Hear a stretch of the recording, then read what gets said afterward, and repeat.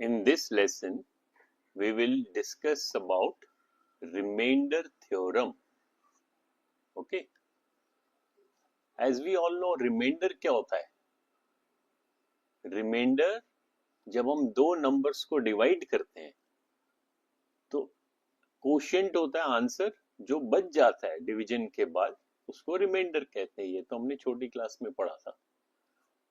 When we divide a number by another number, we get quotient and remainder. For example, 16 divided by 3.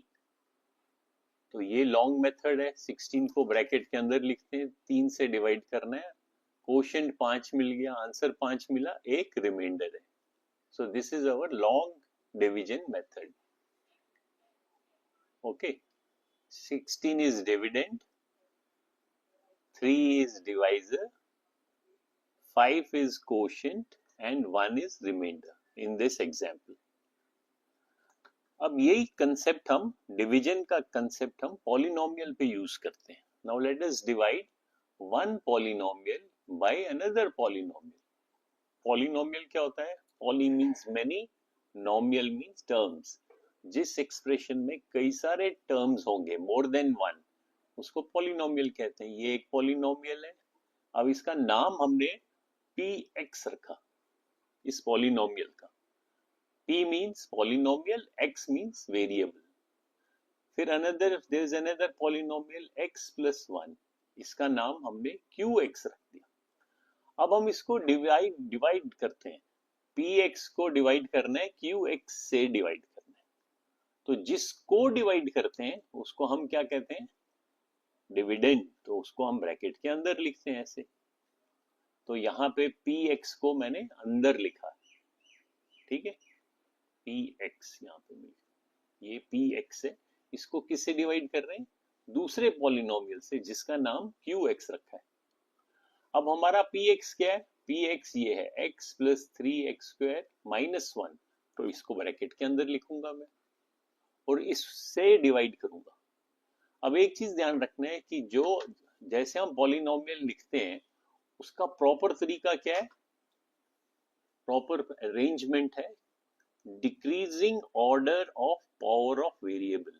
तो जो सबसे ज्यादा power है उस टर्म को पहले लिखना है, उसके बाद वाले पावर को, वेरिएबल के पावर को, उस टर्म को उसके बाद, और लास्ट में कांस्टेंट। तो इसको मैं रीअरेंज करता हूं। इसको पहले 3x² लिखूंगा, तो ये मैंने ऐसे लिख दिया। अब ये लॉन्ग डिवीजन मेथड है, इसको देखते हैं। लॉन्ग डिवीजन मेथड को देखते हैं। तो अंदर क्या हुआ? 3x² प्लस x माइनस 1, और ये इससे डिवाइड होगा। तो किससे मल्टीप्लाई करूंगा मैं? जो कि पहले टर्म के नजदीक मिले।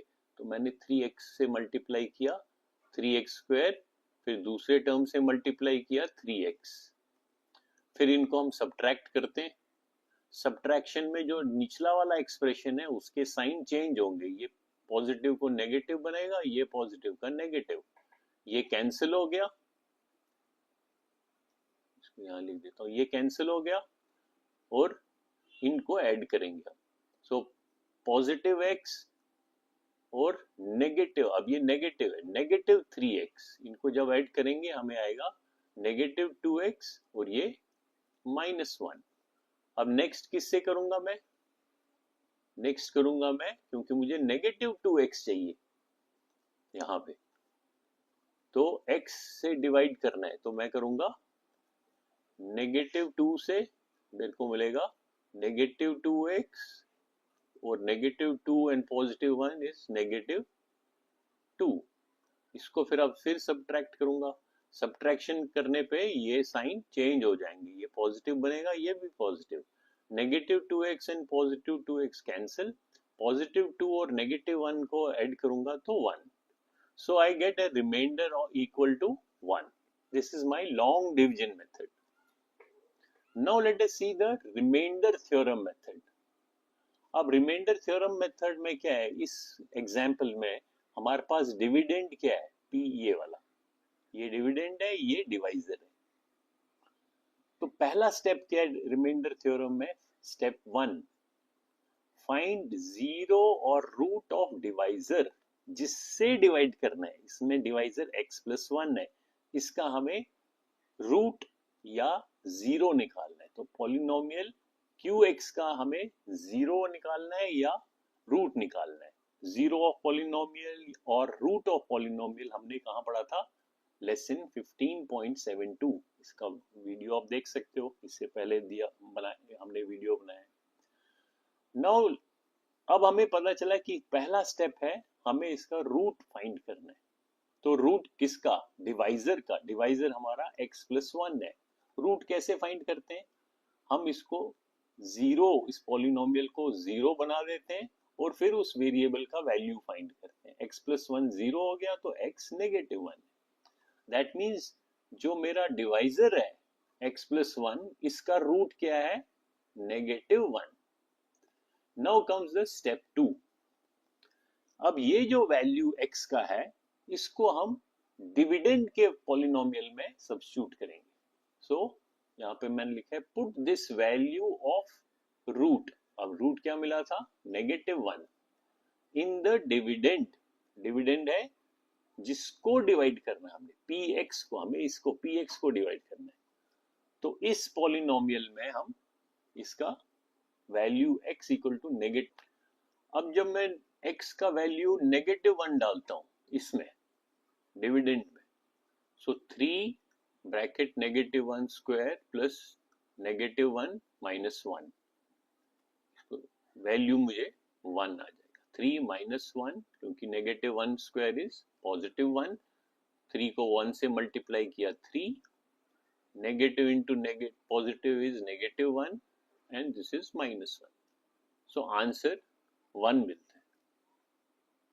अगर आप ध्यान से देखोगे ये जो 1 है, यही 1 हमारे को लॉन्ग मेथड में डिवाइड रिमाइंडर मिला था। अगर आप ऊपर देखोगे ये हमारे को रिमाइंडर 1 मिला था जब हमने इसको लॉन्ग मेथड से डिवाइड किया था। तो इससे हमारे को एक मेथड मिलता है कि यहाँ शॉर्ट जो हमने एक मेथड देखा, इसी मेथड को हम कहेंगे remainder method. This gives another method for finding remainder and this method is called remainder method. तो इसका एक जल्दी से समराइज करते हैं। हमने क्या सीखा कि हमको दो पॉलिनोमियल को डिवाइड करना है, px divided by qx। To find the remainder by remainder method, सबसे पहले क्या करते हैं हम we will number step 1 find zero of the divisor polynomial। जो डिवाइजर पॉलिनोमियल है हमारे केस में qx, उसका जीरो या रूट फाइंड करना है और उस value, put that value of x in the dividend polynomial px के वैल्यू में डालना है। So that will give us the remainder. So value of dividend